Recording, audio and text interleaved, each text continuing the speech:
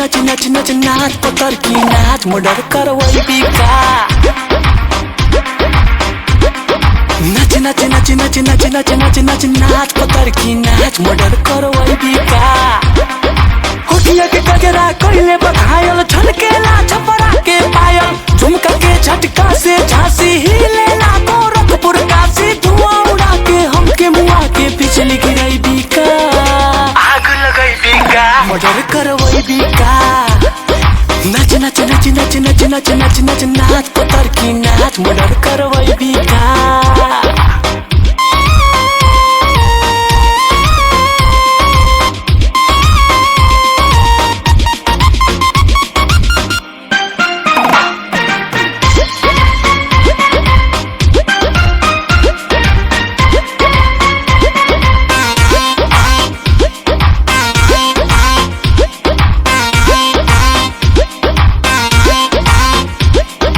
फेरा में बड़े रानी मिस्र या पड़े चीज चौबे जी चीखल चाहे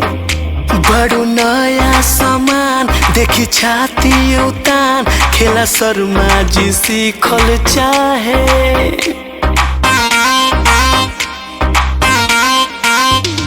तोहरा फेरा में बड़े रानी मिस्र या पड़े चीज चौबे जी चीखल चाहे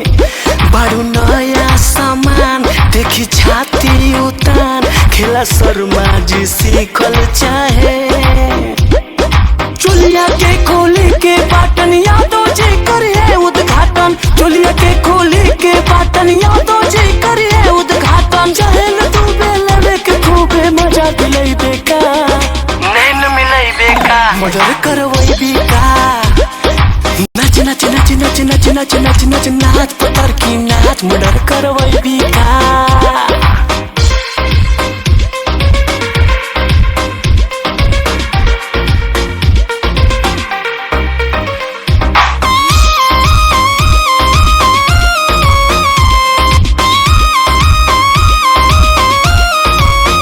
लसियाइल बा मन देखी सो घर बदन पीछे लाला जी लागल बाड़े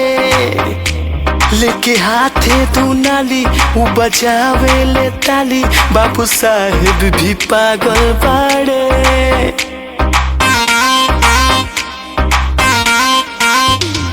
लसियाइल बा मन देखी सो घर बदन पीछे लाला जी लागल बाड़े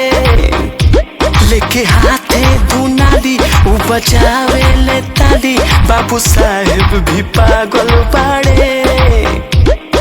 खाइल चाहो ताड़े व्यंजन भूमिहारी अभिषेक अंजन खाइल चाहो ताड़े व्यंजन धीरज अभिषेक अंजन खाली बहाना करेली माना नहीं खियाई बिका पागल बनाई बिका मर्डर करवाई बिका नाच नाच नाच नाच नाच नाच नाच नाच नाच पतर की नाच मर्डर करवाई बिका